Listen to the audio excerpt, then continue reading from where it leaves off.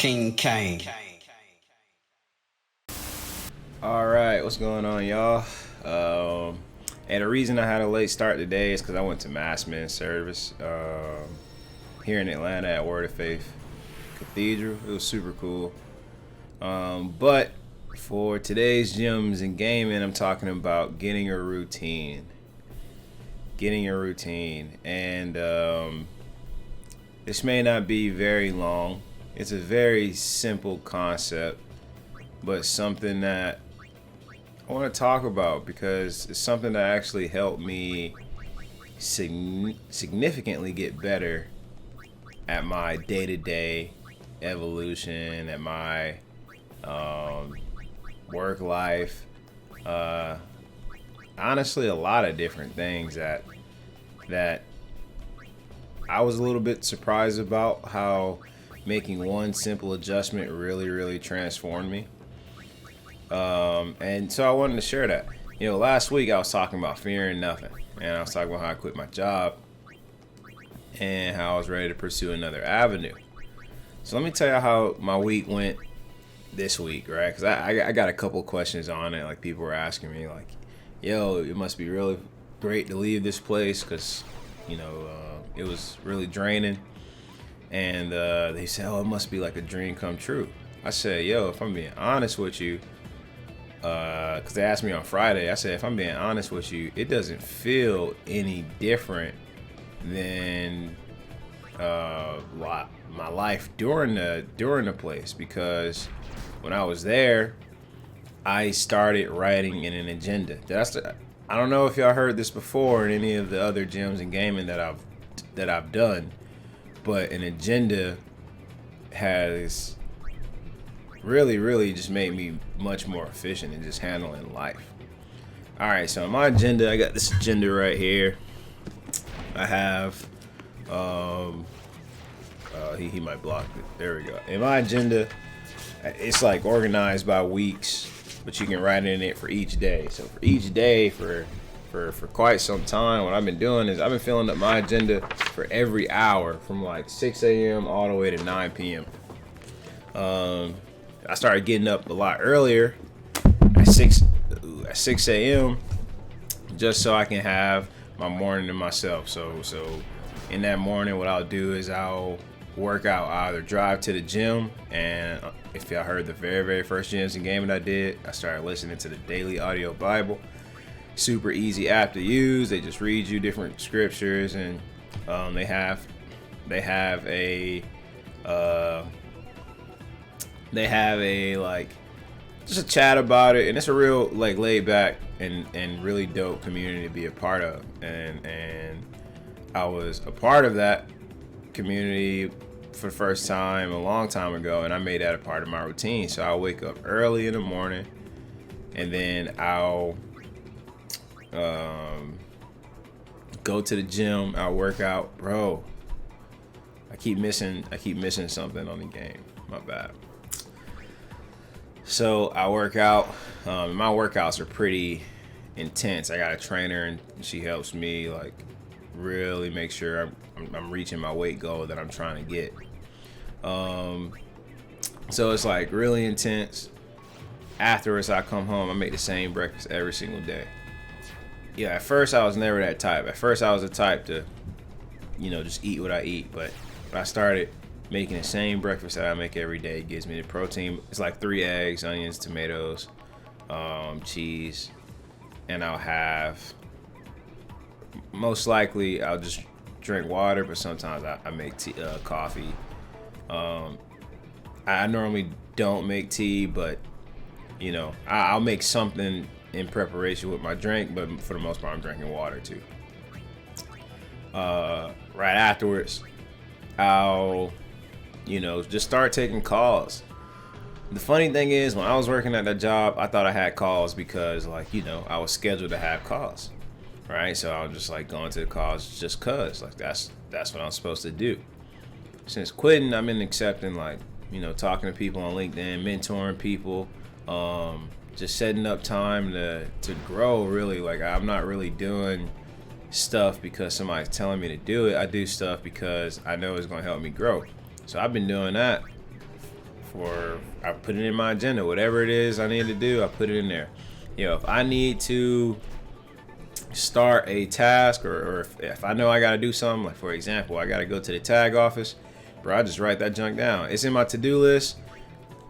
I don't have to get to it right that second, but because I'm starting to get methodical with my routine, because I'm starting to do things on a consistent basis, I'm getting used to checking like my list of things to do, and I'm getting much more organized with my wife. Now I'm getting much more organized with my faith, much more organized with my body, with my fitness, much more organized with my business, how I handle myself, and much more organized with my personal life, just from following a routine, bro. That's only, honestly, if I'm being honest with you, that's probably just the first like 6 hours of my day.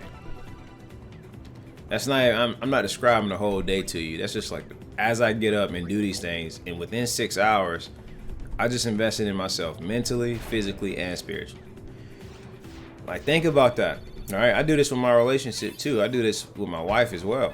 All right, if I know it's something I need to do, or something that she likes, or something that, just anything that comes up, something that I need to work on with her, I write it down. Work on, for me, to get better with my communication with her, I'll write it down. And if I don't get to it in one day, I'll get to it. I think I said also in the last weeks, I said, don't worry about tomorrow. That's the easiest way to defeat yourself, is wondering, but what if this happens tomorrow, instead of taking control of today. That's the worst thing you can do. Trust me, I used to do that.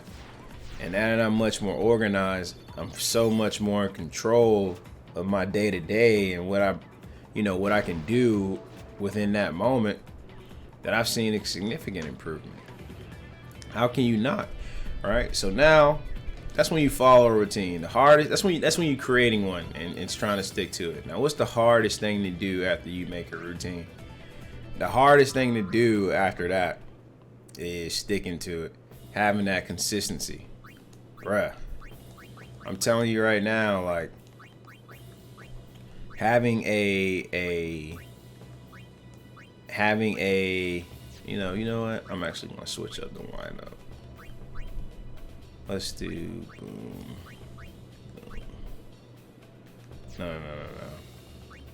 No. After you make that routine, now what do you have to do? You have to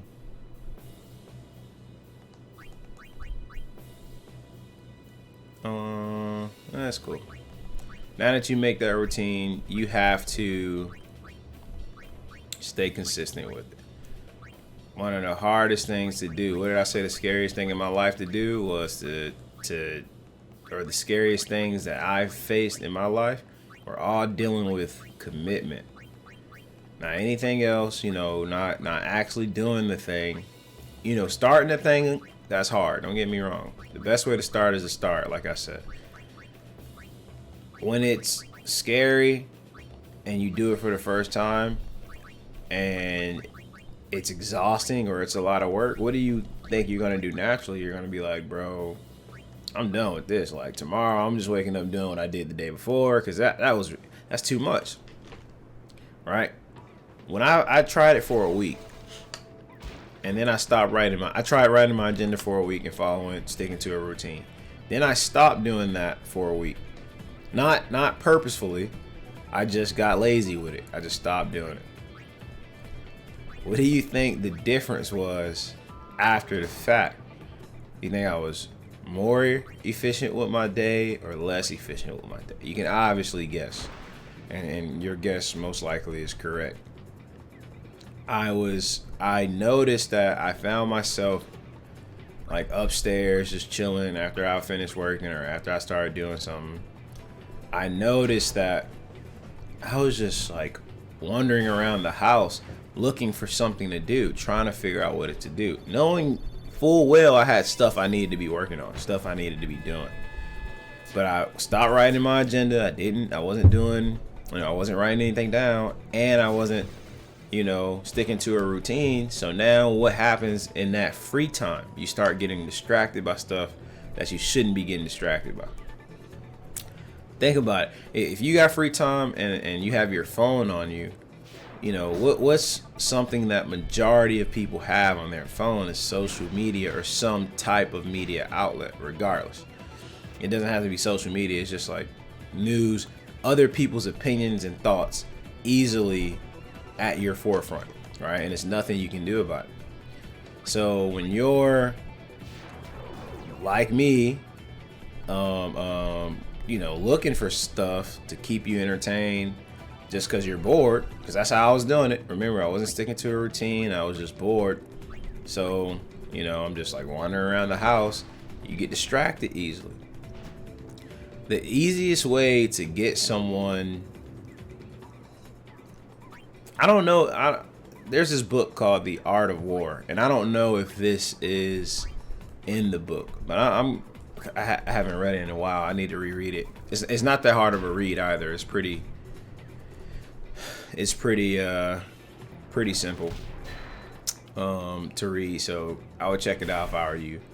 But in that book, Sun Tzu, who was a war general, I believe, or a commander, and he was very, very talented. He was one of the best because he was a strategist.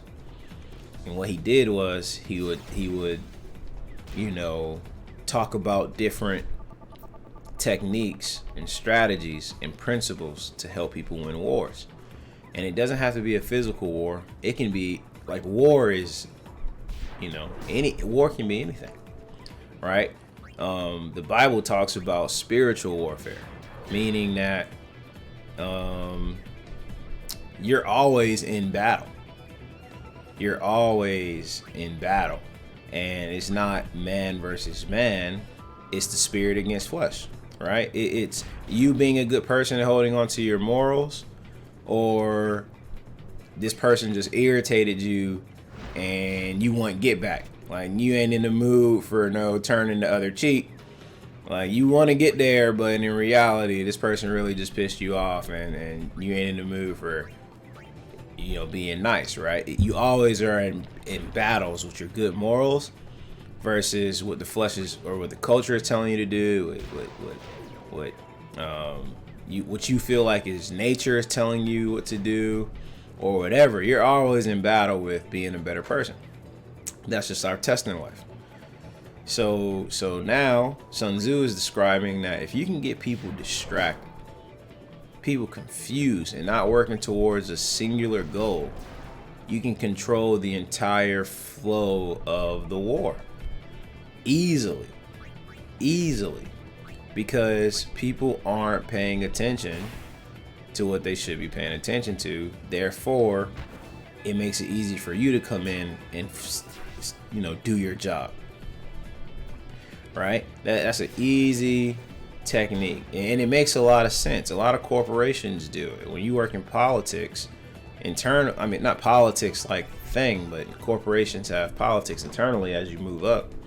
When you are in that, to beat someone else out of a position, or to make sure that someone else isn't stealing your shine, you can distract them by, you know, assigning them to tasks that definitely won't benefit their career, or you know, making them do work that's pointless. You can do anything to just keep them off their focus, right? And then that takes the focus away from you. That's just one example.